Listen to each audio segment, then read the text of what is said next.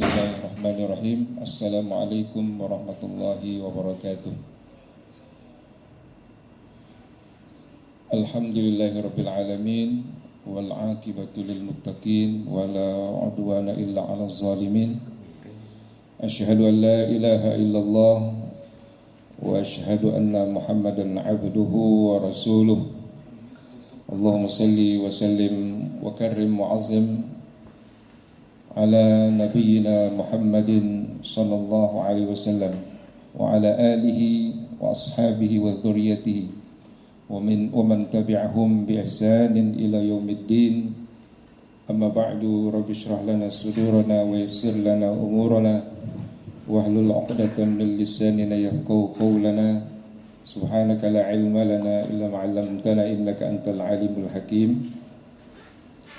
Bapak-bapak, jamaah hadirin wal hadirat yang berbahagia, jamaah salat zuhur yang dirahmati oleh Allah Subhanahu wa taala, wabil khusus seluruh pengurus daripada Masjid Al-Mahkamah, Bapak Ustadz Haji Kusnadi, Bapak Dr. Haji Arman Syah, dan seluruh pengurus daripada Masjid Al-Mahkamah yang dirahmati oleh Allah Subhanahu wa taala, dan bapak-bapak seluruh hadirin wal hadirat yang dirahmati oleh Allah Subhanahu wa taala. Di dalam Al-Qur'an surat Asy-Syams ayat 9 dan 10 Allah Subhanahu wa taala telah berfirman, qad aflaha man zakkaha wa qad khaba man dassaha. Sungguh beruntung orang yang mensucikan jiwanya, dan sungguh merugi orang yang mengotori jiwanya. Sungguh beruntung orang yang dapat mentazkiyah dirinya, yaitu mensucikan jiwanya dengan banyak beribadah kepada Allah Subhanahu wa taala. Dan ini adalah salah satu misi diutusnya baginda Rasulullah sallallahu alaihi wasallam, yaitu mensucikan jiwa, tazkiyatun nafas. Dan tentunya yang pertama kali Allah Subhanahu wa taala turunkan yaitu perintah Iqra, membaca dan juga menulis. Di dalam surah Al-Alaq, 5 ayat yang pertama kali turun kepada baginda Rasulullah sallallahu alaihi wasallam disebutkan, a'udzubillahi minasyaitonirrajim, bismillahirrahmanirrahim, Iqra bismi rabbikal ladzi khalaq khalaqal insana min 'alaq Iqra wa rabbukal akram alladzi 'allama bil qalam 'allamal insana ma lam ya'lam.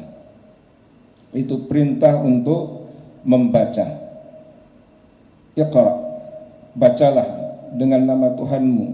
Iqra bismi rabbikal ladzi khalaq, yang telah menciptakan alam semesta ini, menciptakan semua makhluknya. Iqra bismi rabbikal ladzi khalaq khalaqal insana min 'alaq, yang telah menciptakan manusia dari segumpal darah. Iqra wa rabbukal akram, bacalah dan Tuhanmu maha mulia, alladzi 'allama bil qalam, yang mengajarkan menulis al-qalam. 'allama bil qalam, itu kita diperintahkan untuk juga di samping membaca dan juga menulis. Hadirin rahimakumullah yang dirahmati oleh Allah Subhanahu wa taala, tentunya untuk mentazkiyah diri kita, untuk mensucikan jiwa kita, kita membutuhkan wasilah. Sebagaimana dalam Al-Qur'an disebutkan di dalam surah Al-Maidah ayat 35. A'udzubillahi minasyaitonirrajim, bismillahirrahmanirrahim, ya ayyuhalladzina amanu taqullaha wabtaghu ilaihil wasilah wajahidu fi sabilihi la'allakum tuflihun. Wahai orang-orang yang beriman, bertakwalah kamu dan carilah wasilah atau sarana untuk mendekatkan diri kita kepada Allah Subhanahu wa taala, dan berjihadlah di jalan Allah agar kamu mendapatkan kemenangan. Dan salah satu wasilah yang dapat tentunya kita gunakan yaitu adalah beribadah semaksimal mungkin di bulan Ramadan ini. Ini adalah wasilah yang sangat mulia yang harus kita laksanakan dan kita tuntaskan hadirakumullah. Bagaimana dalam sebuah hadis yang diriwayatkan oleh Al-Imam Al-Bukhari, innamal a'malu bil khawatim. Sesungguhnya amal ibadah itu dinilai pada akhirnya. Jadi nilai daripada amal ibadah kita itu ditentukan pada akhirnya. Innamal a'malu bil khawatim. Dan juga diriwayatkan oleh Al-Imam At-Tabrani, Rasulullah sallallahu alaihi wasallam bersabda, "Man ahsana fima baqiya, man ahsana fima baqiya ghufira lahu ma madha, wa man asaa fima baqiya ukhidha minhu ma madha wa ma baqiya." Barang siapa yang dapat beribadah semaksimal mungkin, menyempurnakan amal ibadahnya dengan sebaik-baiknya, maka dia akan diampuni, dimaafkan kekurangannya yang telah lalu. Tapi barang siapa yang tidak menyempurnakan amal ibadahnya, maka dia akan dihukum atas apa yang telah lalu, kekurangan-kekurangannya, dan juga yang tersisa dari amal ibadahnya. Hadirin rahimakumullah, kata Ramadan itu terambil dari kata Ramadha yang berarti panas. Dan secara syar'i kata Ramadan itu adalah bulan yang ke-9 daripada bulan-bulan qamariyah hadirakumullah. Kata Ramadan yang berarti panas ini adalah panas yang membakar di dalam perut kita, di dalam lambung kita, membakar semua toksin yang ada di dalam badan kita, racun-racun yang menumpuk di dalam tubuh kita, lemak, kolesterol yang berlebihan yang mungkin menumpuk selama 11 bulan. Kita sangat jarang sekali mungkin berpuasa, namun mungkin ada yang sering berpuasa. Tapi kebanyakan manusia lebih banyak tidak berpuasa hadirakumullah. Maka dengan berpuasa kita telah membakar penyakit yang ada di dalam tubuh kita, di dalam lambung kita hadirakumullah. Maka benar kata Rasulullah sallallahu alaihi wasallam, sumu tasihhu. Berpuasalah kamu, maka kamu akan sehat. Badan kamu akan sehat. Kita boleh buktikan rahasia sunnah ini hadirakumullah. Orang yang sering berpuasa itu tubuhnya cenderung akan sehat hadirakumullah. Masyaallah muslimin yang dimuliakan oleh Allah Subhanahu wa taala. Karena dengan berpuasa itu banyak yang terjadi di dalam tubuh kita. Terjadinya regenerasi sel kata ahli kesehatan. Dan juga toksin-toksin yang ada di dalam tubuh kita ini juga terbakar oleh puasa kita yang membakar di dalam lambung kita itu secara fisik. Namun secara ruhaniah, puasa itu adalah membakar dosa-dosa kita. Makanya di dalam hadis Rasulullah SAW disebutkan as-salawatul khamsu, salat 5 waktu, wal jum'atu ilal jum'ah, dari Jumat ke satu Jumat yang lain, wa Ramadan ila Ramadan, dari satu Ramadan ke Ramadan yang lain, wal umratu ila umrati mukaffiratun lima bainahunna idza tunibatil kaba'ir. Salat 5 waktu dari satu Jumat ke Jumat yang lain, dari Ramadan ke Ramadan yang lain, dari umrah ke umrah yang lain, itu menggugurkan dosa selagi dosa besar dijauhi. Insya Allah dengan kita maksimal beribadah di bulan Ramadan ini, dosa-dosa kecil kita kalis, lumer. Insya Allah hadirakumullah.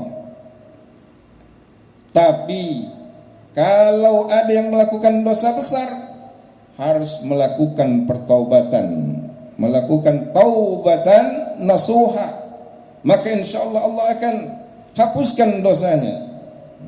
Maka sungguh merugi kalau seandainya ada orang yang tidak berpuasa di bulan Ramadan ini.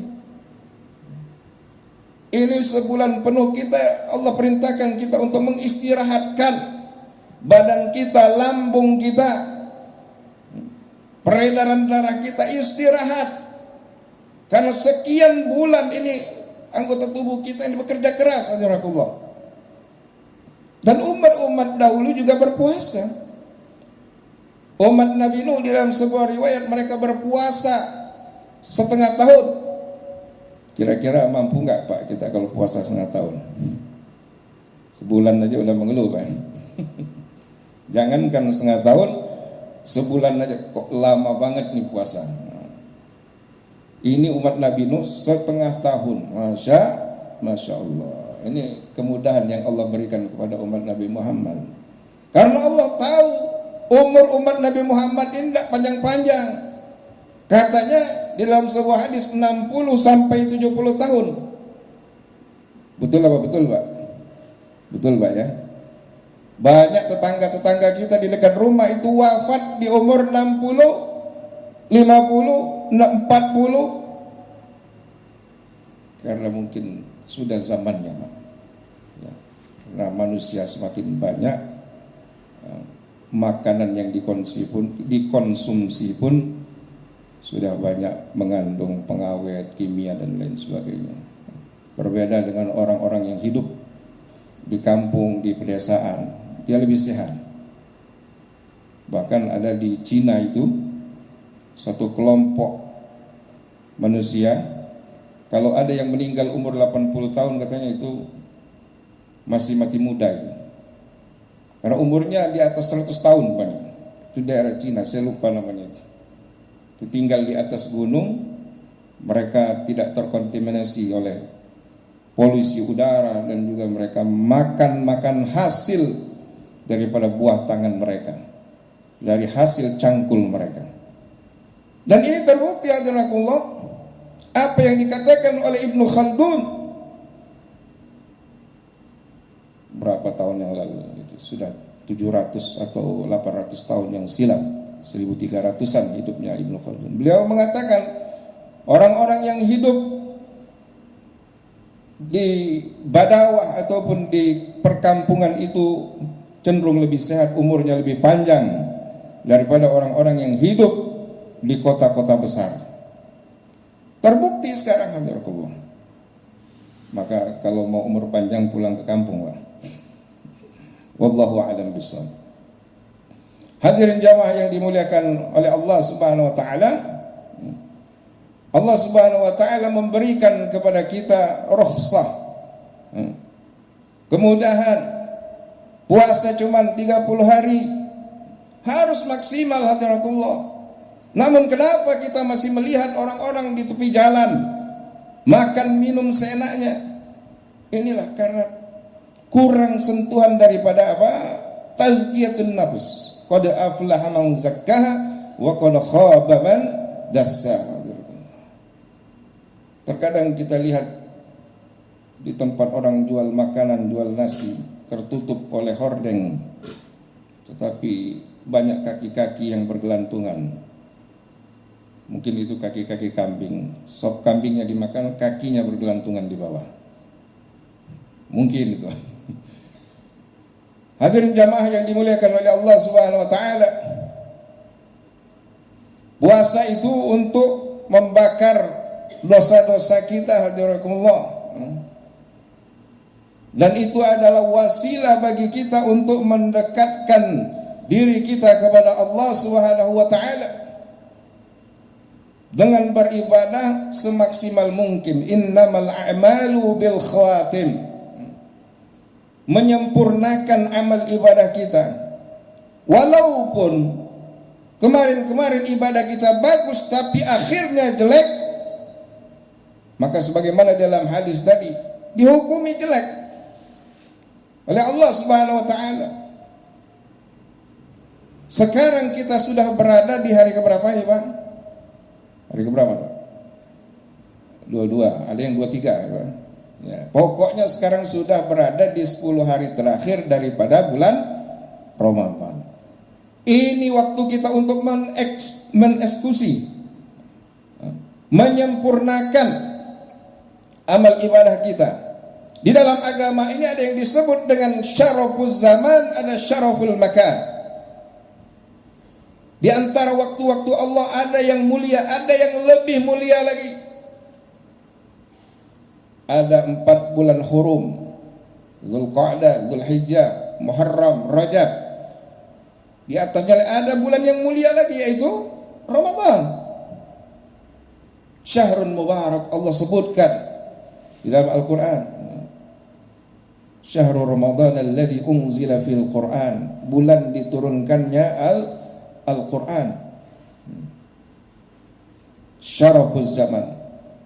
Dan di dalam bulan Ramadan ini ada lagi intinya, yaitu 10 terakhir daripada bulan Ramadan. Ini bukan omon-omon ya Pak. Ini memang ada di dalam hadis-hadis yang diriwayatkan oleh para perawi hadis. Dalam kitab Sahih Bukhari itu disebutkan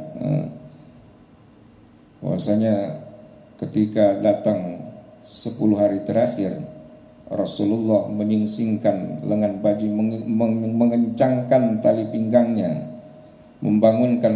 menghidupkan malamnya, membangunkan keluarganya. Idza dakhala al-ashru shadda mi'zarahu wa ahya laylahu wa ayqadha ahlahu. Itu yang dilakukan oleh Rasulullah sallallahu alaihi wasallam. Untuk apa hadiratullah? Untuk menghidupkan 10 hari terakhir ini, untuk mencari Lailatul Qadar. Lailatul Qadar, bukan Lailatul Qadar, Lailatul Qadar. Nyari-nyari jadi keder, jangan sampai Pak. Lailatul Qadar. Sebagaimana Rasulullah sallallahu alaihi wasallam bersabda yang diriwayatkan oleh Sayyidah Aisyah, iltamisu Lailatul Qadri fil witri minal ashril awakhir min Ramadan. Dalam sebuah riwayat yang singkat disebut iltamisuha, carilah malam Lailatul Qadar itu di malam-malam ganjil di 10 hari terakhir daripada bulan Ramadan. Jelas hadisnya. Jadi malam Lailatul Qadar itu ada di 10 hari terakhir daripada bulan Ramadan. Dia dalam sebuah riwayat disebutkan fi sabi'atin tabaqa wa fi khamisatin tabaqa. Di 7 hari terakhir, di 5 hari terakhir. Ada riwayat yang mengatakan di malam 27, di malam 25. Kalau kita gabungkan ini, hadis-hadis ini, kita coba mentarjihnya semua hadis ini, berarti 10 hari terakhir itulah yang disebut dengan terjadinya malam Lailatul Qadar. Entah di malam berapa, wallahu a'lam. Tapi tadi Rasulullah menyebutkan itu di malam-malam yang ada di 10 hari terakhir daripada bulan Ramadan. Nabi pernah diperlihatkan malam Lailatul Qadar. Namun kata Rasulullah SAW di dalam kitab Sahih Bukhari, saya lupa kapan itu terjadinya, ya. Agar apa hadiratullah? Agar kita dapat berlomba-lomba dalam mengejar malam Lailatul Qadar. Lailatul Qadar itu adalah malam yang harus kita cari. Iltamisuha. Dengan apa hadiratullah? Dengan banyak beribadah di malam-malam itu. Di antaranya dengan beriktikaf sebagaimana yang disampaikan oleh Bapak Ustaz Kusnadi tadi. Karena di dalam hadis riwayat Sayyidah Aisyah juga disebutkan anna Rasulullah sallallahu alaihi wasallam kana ya'takifu al-ashr al-awakhir min Ramadan hatta tawaffahu Allah thumma i'takafa azwaju min ba'di. Adalah Rasulullah sallallahu alaihi wasallam itu beriktikaf di 10 hari terakhir daripada bulan Ramadan sampai beliau diwafatkan oleh Allah Subhanahu wa taala. Kemudian dilanjutkan oleh istri-istri beliau, anak-anak beliau beriktikaf. Beriktikaf di mana Pak? Beriktikaf di dalam masjid, beriktikaf di musalla, beriktikaf di langgar. Di langgar maksudnya di surau, bukan dilanggar itu Pak. Bukan ditinggalkan ya, dilanggar. Nah, kalau di daerah-daerah di Sumatera mungkin orang menyebutnya surau. Disitulah tempat kita beriktikaf, bukan di rumah Pak. Karena di dalam hadis-hadis Nabi itu beriktikaf di masjid. Karena masjid beliau itu kan berdampingan dengan rumah, dan itu masjid beliau masih sangat sederhana sekali. Masjid Nabawi itu masih sangat sederhana sekali. Atapnya dari pelepah kurma, lantainya masih tanah. Dan itu belum luas. Kalau Bapak melihat sekarang Masjid Nabawi yang mentereng itu setelah perluasan, setelah pembangunan dari masa-masa kekhalifahan dulu, Pak. Dari Khalifah Bani Umayyah, kemudian Bani Abbasiyah, sampai ke zaman Turki Utsmani, terus sampai ke masa pemerintahan Saudi Arabia. Tapi dulu di zaman Nabi itu sangat-sangat sederhana sekali. Namun kesederhanaan inilah yang membentuk pribadi-pribadi unggul para sahabat-sahabat Rasulullah sallallahu alaihi wasallam. Hadirin jamaah yang dimuliakan oleh Allah Subhanahu wa taala. Kenapa kita mencari malam Lailatul Qadar? Lailatul Qadri khairum min alfi syahr. Lailatul Qadar itu lebih baik dari 1000 bulan. Beribadah di malamnya itu lebih baik dari 1000 bulan. Kalau tidak ibadah tidak dapat, Pak, kebaikan itu. Kalau kita hanya tidur saja di rumah, tidak beribadah, nggak dapat malam Lailatul Qadarnya. Lailatul Qadr khairum min alfi syahr. Jadi dulu di zaman Bani Israel dulu ada seseorang yang suka beribadah selama 83 tahun setiap malam. Kemudian di siangnya dia berjihad di jalan Allah. Namun ibadahnya umat Nabi Muhammad di satu malam itu lebih baik dari ibadahnya orang yang dari Bani Israel ini. Banyak macam-macam riwayat yang mengatakan namanya Nabi Syamun, Nabi Samson, wallahu a'lam. Tapi itu kisah-kisah Israiliyat saja. Yang jelas kita mengambil ibrahnya saja. Hadirin jamaah yang dimuliakan oleh Allah Subhanahu wa taala. Khairum min alfi syahr. Tanazzalul malaikatu warruh. Malaikat karnaval berbondong-bondong turun ke bumi. Masa kita tidak mau menyalami malaikat dan malaikat mau menyalami kita? Salamun hiya hatta matla'il fajar. Keselamatan sampai waktu fajar. Tenang, tentram di malam itu. Dan malam itu juga ditentukan nasib kita, takdir kita untuk selama setahun. Memang di alam rahim dulu Allah sudah tentukan takdir kita. Tapi inilah keistimewaan di malam Lailatul Qadar. Allah tinjau ulang lagi mungkin. Ya. Wallahu a'lam. Hadirin jamaah yang dimuliakan oleh Allah Subhanahu wa taala. Kemudian apa amalan yang harus kita lakukan di malam-malam itu? Perbanyak baca riwayat Sayyidah Aisyah, Allahumma innaka afun karim, tuhibbul afwa fa'fu anni. Ya Allah, Engkau Maha Pemaaf. Engkau menyukai maaf, maka maafkanlah aku, berikanlah aku ampunan ya Allah. Terus baca terus itu. Dan tentunya amal ibadah yang harus kita lakukan yaitu memperbanyak sholat. Ya Pak, ini Pak, sholat wajib tentu, fardhah itu Pak. Kemudian sholat nafilah, semuanya Pak dikeluarkan, sholat-sholatnya itu dikerjakan semua Pak. Sholat duha juga di siang harinya. Kemudian sholat hajat, sholat wudhu, tahiyatul masjid, kemudian sholat sunnah rawatib, semuanya Pak kerjakan di 10 hari terakhir ini. Kemudian memperbanyak interaksi kita dengan Al-Quran, banyak baca Al-Quran. Jangan banyak baca TikTok sama ini Pak, Instagram. Perbanyak baca Al-Quran Pak, itu yang harus dipush, digeber, ya. Dimaksimalkan pada 10 hari terakhir ini Pak, ya. Pokoknya 10 hari terakhir ini berazam aku harus menghatamkan Al-Quran. Sudah hatam Pak Al-Quran? Insyaallah Pak ya, sudah 2 kali Pak, atau sudah 3 kali ini. Ya pokoknya ini 10 hari terakhir ini Pak. Ini jangan malah di 10 hari terakhir mendekati mau Idul Fitri malah shopping baju. Ini kebanyakan ibu-ibu ini. Malah banyak tawaf di mall, nongkrong di mana-mana, ini anak muda. Masya Allah. Hadirin jamaah yang dimuliakan oleh Allah Subhanahu wa taala. Kemudian perbanyak sedekah. 3 ini saja Pak, amalan insyaallah ini akan menjadi saksi bagi kita nanti di akhirat insyaallah.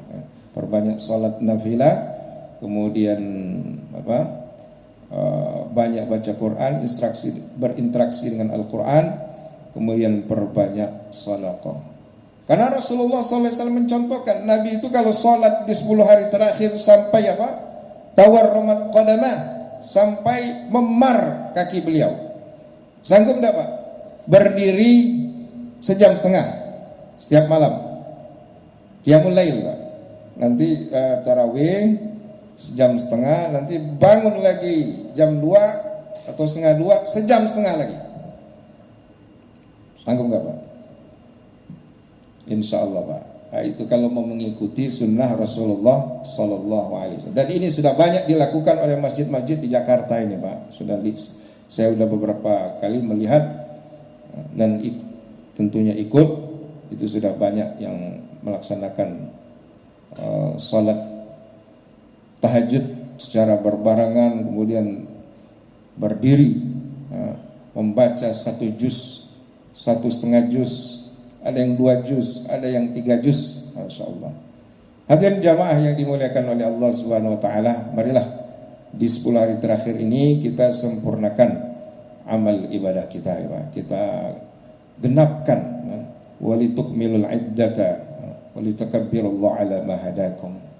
Kita sempurnakan bilangan daripada bulan Ramadan ini dengan semaksimal mungkin mengerjakan daripada ibadah-ibadah, paket ibadah yang ada di bulan Ramadan ini.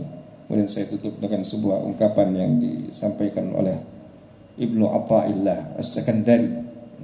Rubba umrin ittasa'at amaduhu wa qallat amdadu. Berapa banyak umur orang itu yang panjang, tapi sedikit manfaatnya, sedikit amal ibadahnya. Wa rubba umrin qalilatul amad kathiratul amdad. Tapi berapa banyak orang yang umurnya pendek, tapi manfaatnya, amal ibadahnya luar biasa. Masya Allah. Seorang sastrawan besar, Mustafa Shadiq Ar-Rafi, pernah mengatakan, illam tazid syai'an ala dunya, kalau kamu tidak memberikan sesuatu apapun kepada dunia ini, kunta zaidan ala dunya, kamulah yang akan menjadi tambahan terhadap dunia itu. Artinya kita harus banyak berbuat untuk dunia kita ini yang merupakan mazratul akhirah.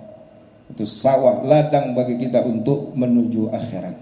Kita ingin seperti ulama-ulama kita yang terdahulu, tapi karena umur, karena kesibukan sebegini rupa, kita tidak mungkin lagi melakukannya. Kita contoh ahli-ahli ibadah, Ibnu Judaid Al-Baghdadi misalnya,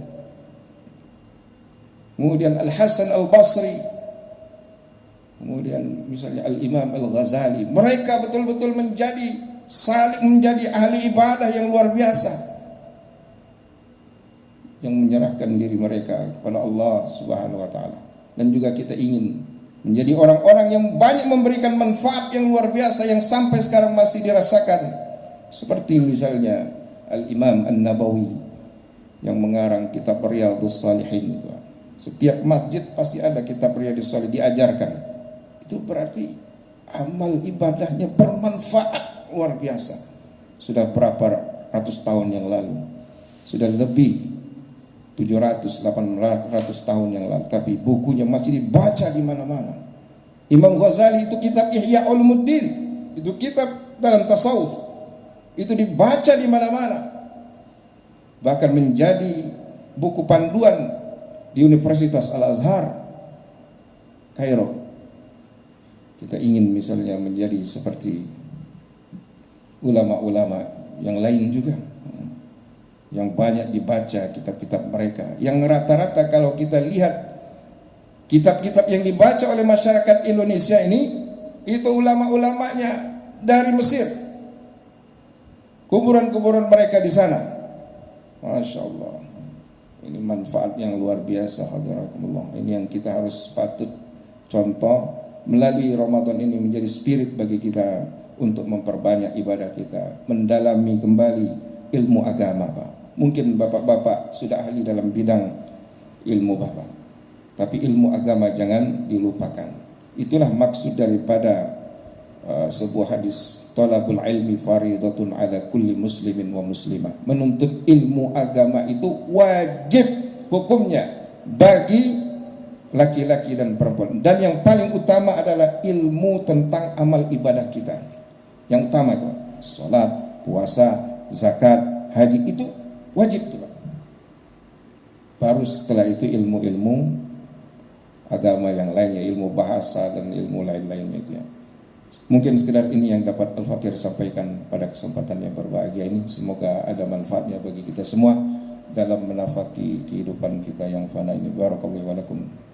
Jazakumullah khairan. Billahi taufiq wal hidayah wal afu minkum. Namun sebelum itu marilah kita sama-sama tutup dengan membaca doa kepada Allah Subhanahu wa taala agar semua yang hadir di sini Allah berikan kesehatan, Allah berikan taufik inayah dan hidayah, dan Allah berikan keturunan, dan Allah jadikan keturunan-keturunan kita yang saleh dan salihah. Bismillahirrahmanirrahim. Alhamdulillahirabbil alamin. Allahumma shalli ala Muhammad wa ala ali Muhammad. Sallim wa radhiyallahu tabaraka wa ta'ala kulli sahabati Rasulillah ajma'in. Allahumma ja'al jam'an hadha jam'an marhuma tafarraqana min ba'di tafarruqan ma'suma. Allahumma inna nas'aluka ridhaka wal jannah wa na'udzu bika min sakhatika wan nar. Allahumma innaka 'afuwun karim tuhibbul 'afwa fa'fu 'anna ya karim. Rabbana atina fid dunya hasanah wa fil akhirati hasanatan wa qina adzaban nar. Sallallahu alaihi sayyidina Muhammadin wa ala alihi wasallam. Walhamdulillahirabbil alamin. Assalamualaikum warahmatullahi wabarakatuh.